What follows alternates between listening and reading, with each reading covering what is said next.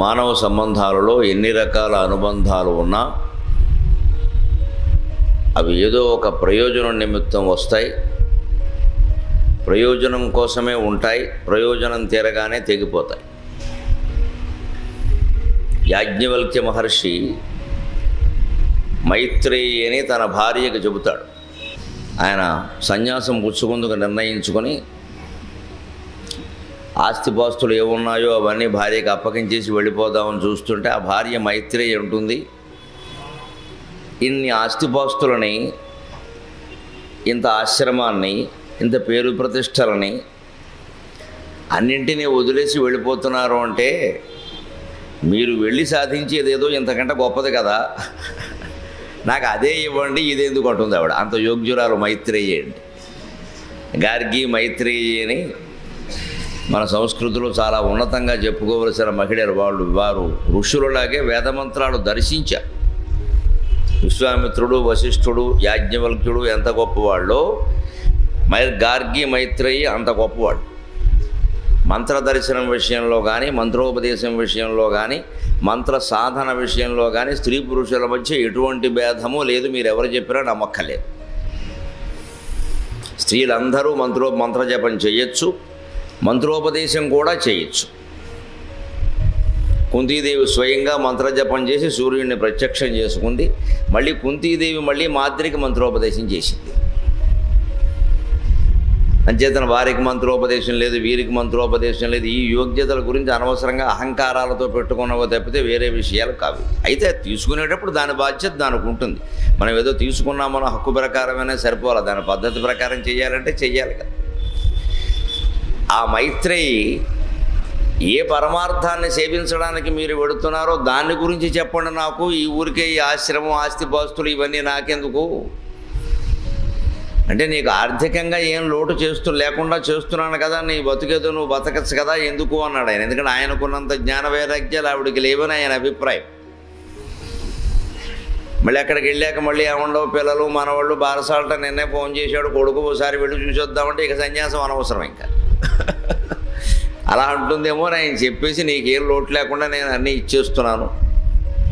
ఆయనకి కాత్యాయని అని వేరే భార్య ఉంది. ఇద్దరు ఆయన్ని కోరి చేసుకున్న వాళ్ళే, ఆయన చేసుకోలేదు, వాళ్ళే చేసుకున్నారు. అంత జ్ఞాన సంపన్నుడు.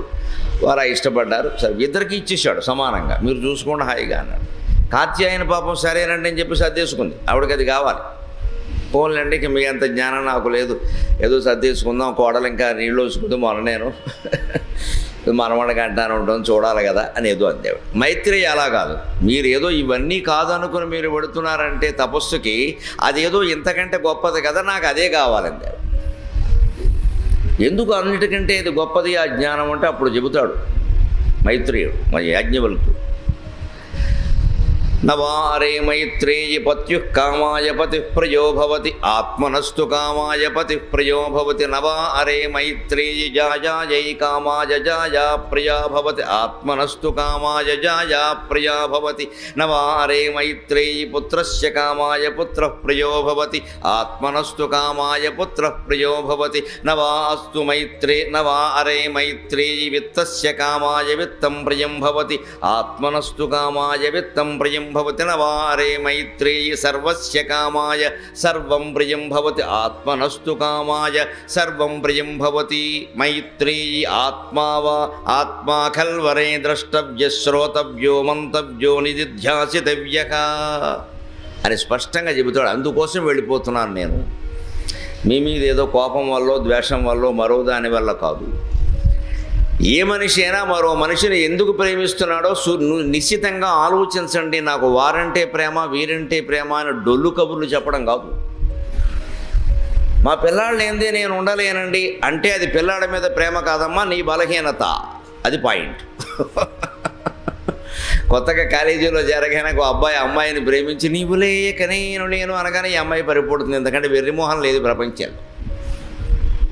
25 ఏళ్ళు పెంచిన తల్లిదండ్రులను మర్చిపోయేవాడు నీవు లేక నేను లేను అంటున్నాడు. రేపు ఈ అమ్మాయి ఇంకో అమ్మాయి కనపడగానే ఈ అమ్మాయిని అండో, ఇది ఆలోచించుకోవాలి. కానీ ఈ అమ్మాయిలు అబ్బాయిలు ఆ వయస్సులో టీనేజ్లో ఉండేవాళ్ళు వాళ్ళు ఎలా ఉంటారు అంటే ఎవడైనా ఇష్టంగా మాట్లాడితే చాలు, ఇంకంతే అయిపోయినట్టే లెక్క.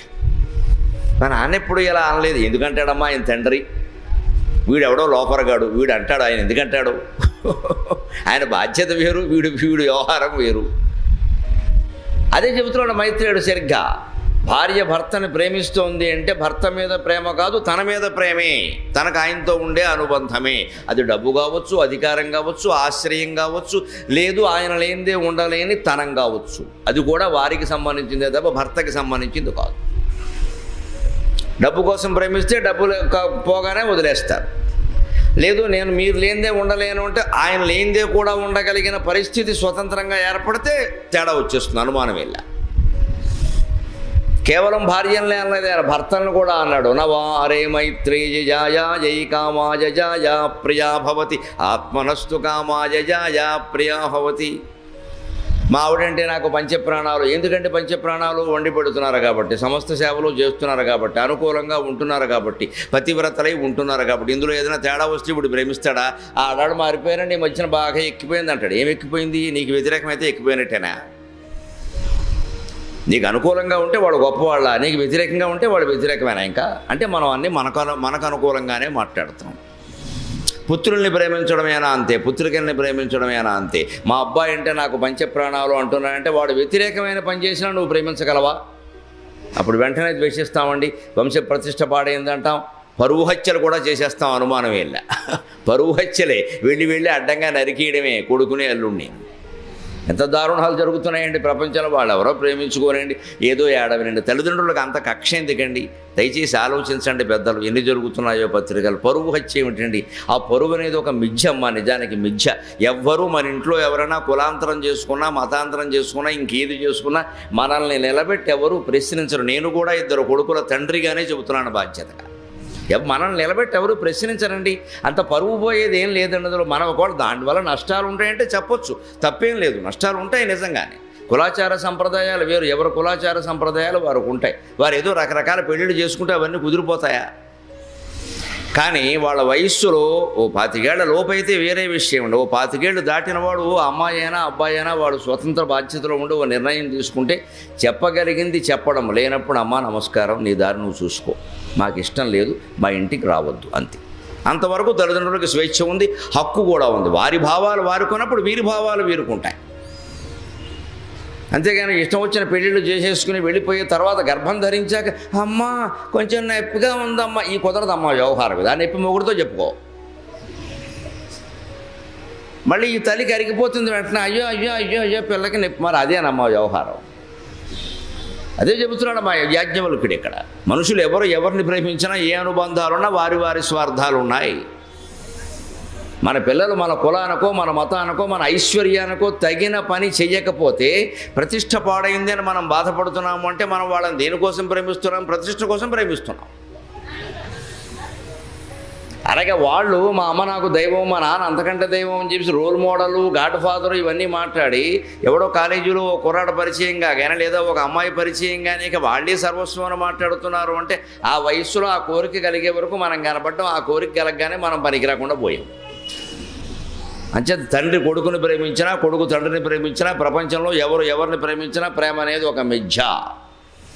శ్రీకృష్ణుడు చెప్పిందే సరైన ప్రేమ. నిన్న ఏకాదశి స్కంధంలో ఆయన ఏమన్నాడో చెప్పాను నేను. అందరినీ ప్రేమించుము, ఎవరిని ఎందు ఆసక్తి చూపించకము అన్నాడు. అదే నిజమైన ప్రేమ. మన బాధ్యతగా పిల్లల పట్ల కానీ, భార్య పట్ల కానీ, భర్త పట్ల కానీ, యావత్తు సమాజం పట్ల కానీ ఏం చెయ్యాలో అది చెయ్యాలి. మళ్ళీ దాని నుంచి ఏదో ఆశించడం, దాని మీద పెద్ద ఆసక్తి, అనుకున్న ప్రకారం జరగలేదన్నాం, ఇంత కష్టపడినా సరే నాకేం రాలేదన్నాం, అది కుదరదండి. అంచేత నిజమైనటువంటి ప్రేమ మనం భూతముల మీద, సర్వజీవరాశి మీద చూపించాలంటే యాజ్ఞవల్కుడు చెబుతున్నాడు ఉపాయం.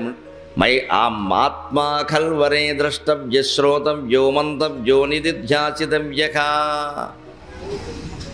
ఆత్మని ఖల్వరే విజ్ఞాతే. ఒక్క ఆత్మజ్ఞానం అనేది మనిషి పొందగలిగితే నేనెవరు అని ఆలోచించి తానెవరో తెలుసుకోగలిగితే సరిపోతుంది. అదే వినదగినది శ్రోతవ్య, అదే ద్రష్టవ్య చూడదగినది, అదే మంతవ్య మననం చేయదగినది, అదే నిధిధ్యాసితవ్య సంపూర్ణ ధ్యానం చేయదగింది ఒక్క ఆత్మ పదార్థం ఒక్కటే. నాగరికత పేరు మీద మొత్తం నాశనం చేసుకుంటున్నాం మనం. కానీ ఇవి ఏవీ లేని కాలంలోనే పిల్లలు ఎలా చెడిపోతాడో శ్రీనాథుడు చెప్పాడు. ఆయన 15వ శతాబ్దపు కవి శ్రీనాథుడు. అంటే మీరు పాఠాల్లో కూడా ఎక్కడైనా వినుంటారు. కవి సార్వభౌమ శ్రీనాథుడు. కాశీఖండం, భీమఖండం, హరవిలాసం, శివరాత్రి మహాత్మ్యం, శృంగార నైషధం లాంటి అద్భుతమైన కావ్యాలు రాసిన మహాకవి. ఆ కాలంలో ఫోన్లు లేవు కదా, కనీసం ల్యాండ్ ఫోన్ కూడా లేదు కదా, టీవీ లేదు, రేడియో కూడా లేదమ్మా. 15వ శతాబ్దంలో ఏముంటాయి? 2 ఎడ్ల బళ్ళు, ఒంటెద్దు బళ్ళు. ఆ రోజుల్లోనే పిల్లలు చెడిపోయారు. గుణనిధి అని ఒకడు ఉంటాడు, అందులో బ్రాహ్మణ కుటుంబంలో పుట్టాడు. తండ్రి వేద పండితుడు, రాజాస్థానంలో పండితుడు. కానీ ఆయన రాజాస్థానం వ్యవహారాల్లో పడి కొడుకును పట్టించుకోవడం మానేశాడు. ఇప్పుడు కూడా చాలామంది తల్లిదండ్రులు అంతే, రాజకీయాల్లో ఉంటారు, మహిళా సంఘాల్లో ఉంటారు. ఇప్పుడు ఏమీ లేకపోయినా మొత్తం స్మార్ట్ ఫోన్లో ఉంటున్నారు. వాళ్ళు కూడా అమ్మకో ఫోను, నాన్నకో ఫోను. ఎవరు గొడవల్లో వాళ్ళు. పిల్లల్ని పట్టించుకునే స్థితి లేదండి ఇప్పుడు వేళ. అందుకని వీళ్ళు ఏమంటున్నారు, వీళ్ళు మమ్మల్ని పట్టించుకోలేదు అనకుండా వీళ్ళకో ఫోన్ కోరు బారేశారు గొడవ లేకుండా. నీ ఫోన్ నువ్వు ఉండు, నా ఫోన్ నేను ఉంటా. అంటే తల్లి పిల్లతో మాట్లాడాలంటే I want to talk with you, నువ్వు మెసేజ్ పెట్టాలి. ఆర్ యూ ఫ్రీ అంటుంది. ఎదురుగా పిలిచి మాట్లాడడానికి I'm busy mummy, why are you can't you put a message అంతే. అంటే మెసేజ్ పెట్టి అనుమతి తీసుకుని మాట్లాడాలి. ఇలా ఉన్నాయి మానవ సంబంధాలు. మా కాలంలోనే ఇలా ఉంటే రేపు మీకు పెళ్ళిళ్ళై పిల్లలు కాక మీ పిల్లలతో మీకు ఎలా ఉంటాయో ఆలోచించండి. ఈ భయంకరమైన శిక్ష అప్పుడు పడితే అప్పుడు అర్థమవుతుంది. ఇదేమి సమాజం, ఇదేం మానవత్వం, ఇదేం కుటుంబం. తల్లి పిల్లలు మాట్లాడుకోరు, తండ్రి కొడుకు మాట్లాడుకోరు.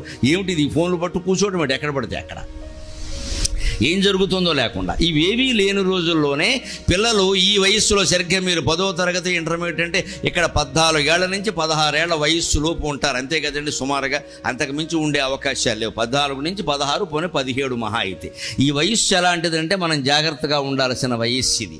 అవినయ నిధానమగుని నవయౌవన శైశవమున నడిమి వయస్సునన్ కవిసిన వ్యసనోద్రేకంబు అవగాఢము దీని మానుమయ్య కుమార అనే గుణనిధికి తల్లి ఉపదేశం చేస్తుంది. వాడు పండితుల ఇంట్లో పుట్టి చదువుకోకుండా పేకాట ఆడి, ఆ పేకాట కోసం అప్పులు చేసి బాకీలు పడి దానికి డబ్బు లేక ఇంట్లో వస్తువులు పట్టుకెళ్ళి తాకట్టు పెట్టేస్తాడు. చివరికి చెంబులు గ్లాసులు కూడా మరి ఏం లేవు ఇంట్లో, ఏం చేస్తాం అని పెట్టేశాడు.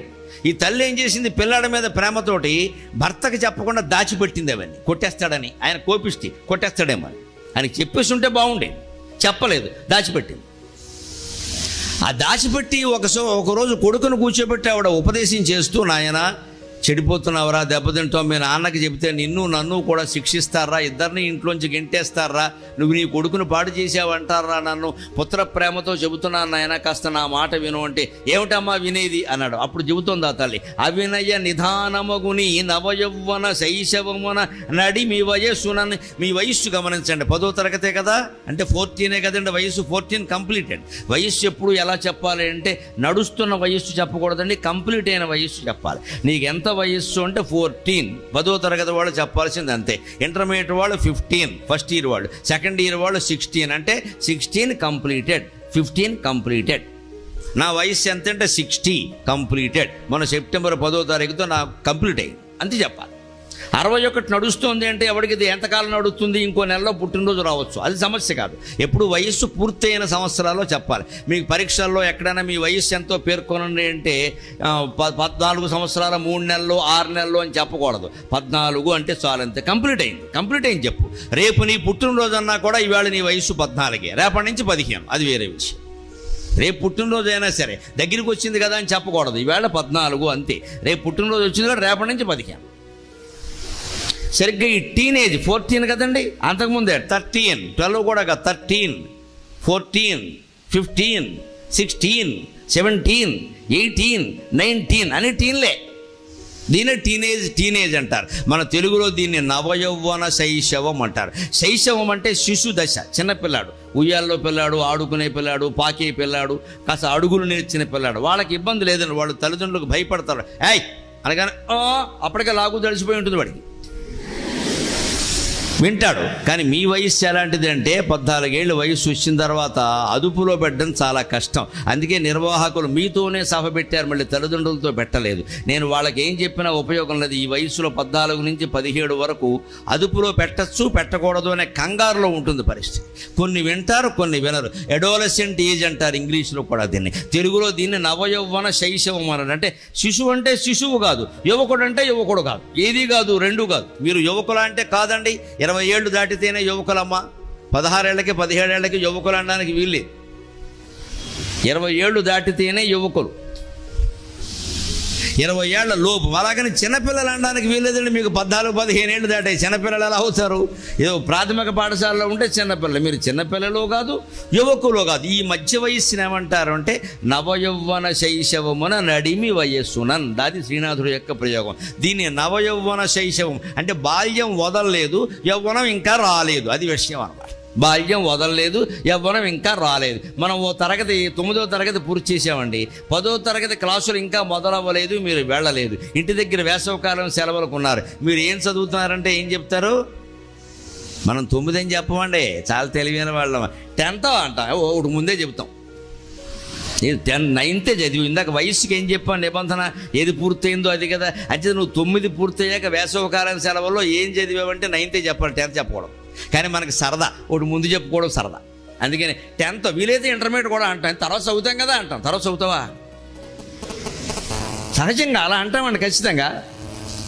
అదే ఏదైనా 10వ తరగతి ఫెయిల్ అయిన వాడిని మీరు అడగండి, ఏమయ్యా నువ్వేం చదువుతున్నావు అంటే 10th అంటాడు. చెప్పడం ఫెయిల్ అయ్యాడు కదా, తప్పాడు. 10th అంటాడు, చెప్పాడు. నాన్న చెప్పాలి, తప్పాడు. తప్పావు కదా అంటే నిన్ను చెప్పమాలి రేటు అంటాడు.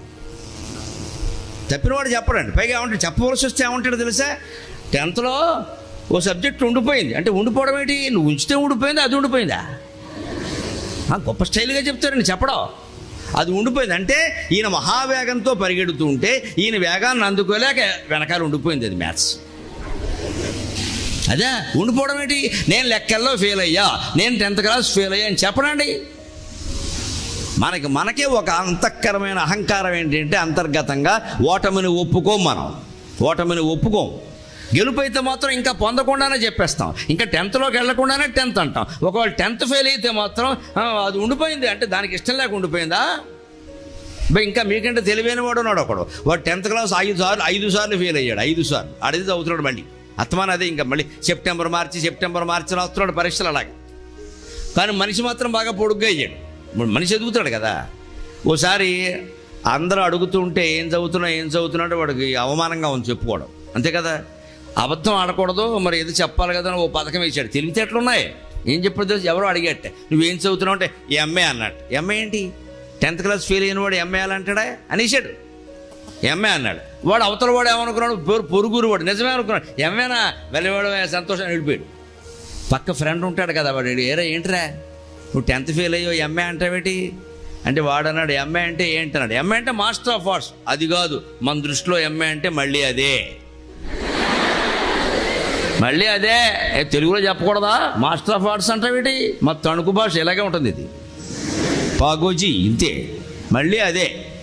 అది వాడు ఉద్దేశం అండి. అందుకని ఎంఏ అంటే మళ్ళీ అదే అంటే అదే 10th. ఎన్నేళ్ళైనా అదే. అంటే 10th క్లాస్ తప్పిన వాడు ఎంఏ అని చెప్పుకోవచ్చు.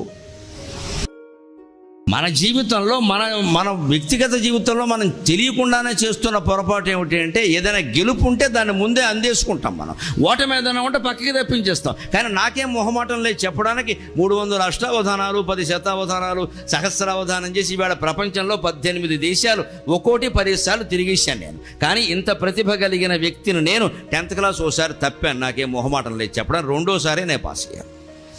నా తల్లిదండ్రులు నన్ను కొట్టలేదు, తిట్టలేదు.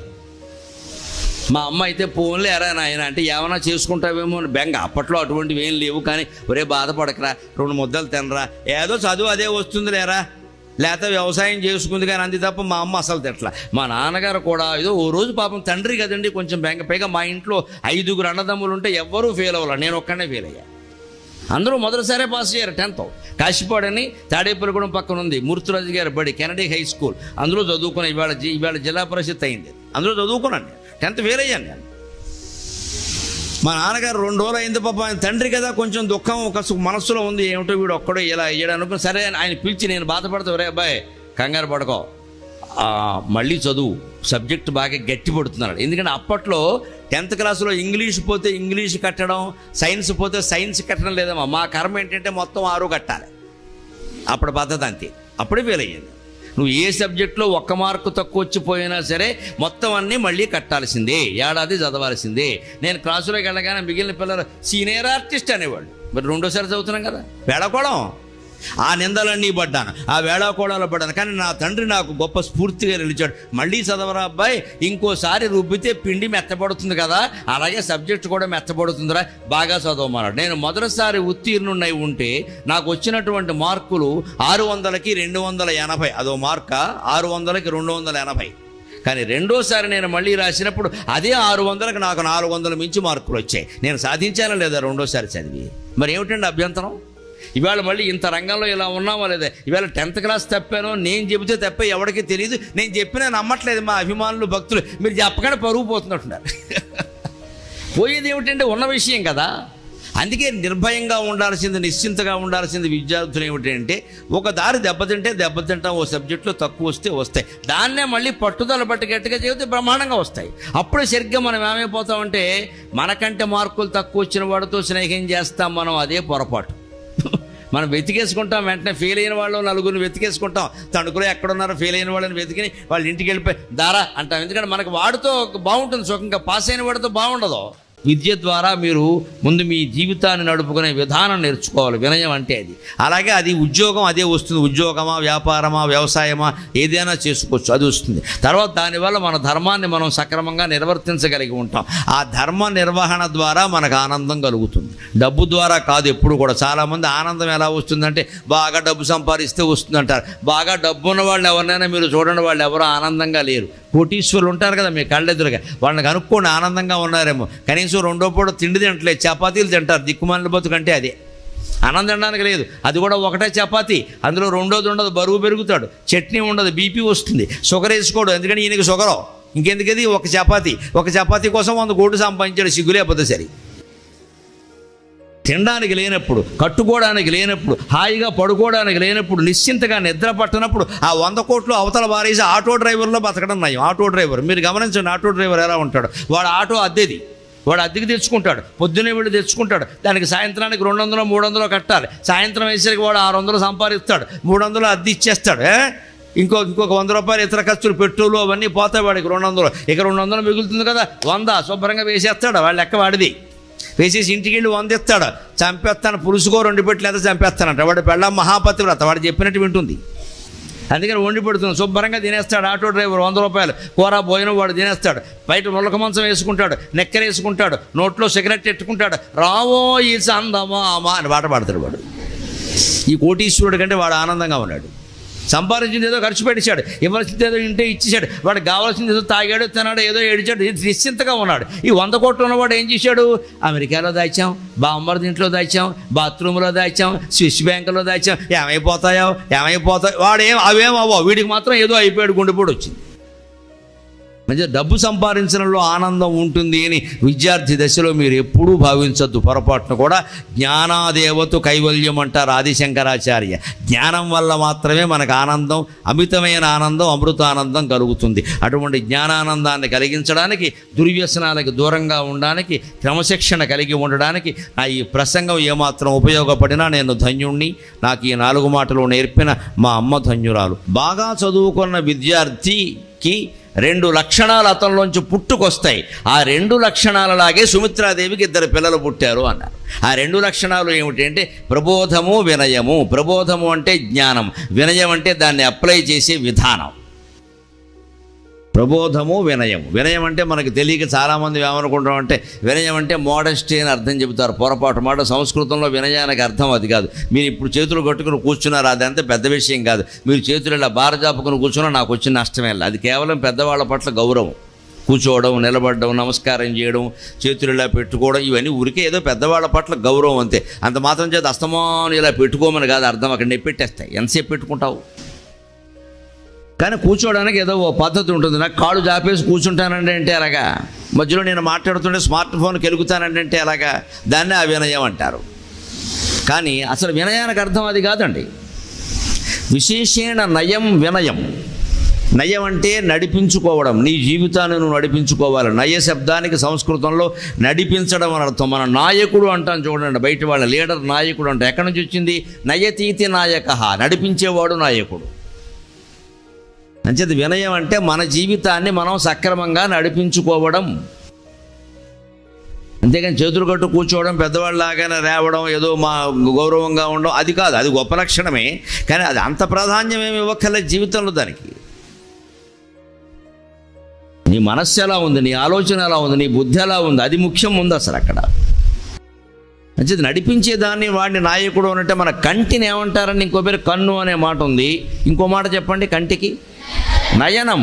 నయనం అని ఎందుకు వచ్చింది? నయతీతి నయనం, కన్ను మనల్ని నడిపిస్తుంది. నడిచేది కాళ్ళతోనే, కానీ నడిపించేది కన్నే కదా. కళ్ళు లేనివాడు ఎలా నడుస్తాడు? ఇంకొకడు సాయం కావాలి. కళ్ళు ఉన్నవాడికి ఎవరి సాయం అక్కర్లా, నడిచేస్తాడు. ఎలా నడుస్తున్నాడు? కళ్ళు ఉండడం వల్ల. అంచేది నడిచేది కాళ్ళే, కానీ నడిపించేది కన్నేగా. కాళ్ళు లేకపోతే నడవలేం, కానీ కన్ను లేకపోయినా కూడా నడవలేం. కాళ్ళు ఉన్నా కూడా నడవలేం, అంతే కదా. అంచేది నడిపించేది కన్ను, నయనం. నడిపించేవాడు నాయకుడు, నాయక. అటువంటిప్పుడు నయం అంటే అర్థం నడిపించడం తప్ప చేతులు కట్టు కూర్చోవడమును నమస్కారం పెట్టడం కాదు, అదంతా వేరు. దాన్ని విధేయత అంటారు. వినయం విధేయత అని రెండు మాటలు ఉన్నాయి. విధేయత కిందకు వస్తాయి ఆ లక్షణాలు, వినయం కిందికి రావు. కాళిదాసు చెప్పినటువంటి వినయం అది కాదు. ప్రబోధ వినయాభివ అంటే ముందు ప్రబోధం, మనకి దానికి తగిన పరిజ్ఞానం, జ్ఞానం ఉండాలి. మనం ఏ సబ్జెక్టు చదువుకుంటున్నామో దానికి సంబంధించిన జ్ఞానం ఉండాలి. రెండవది, ఆ జ్ఞానాన్ని వెంటనే మనం ఏం చేయాలి? మన జీవితంలో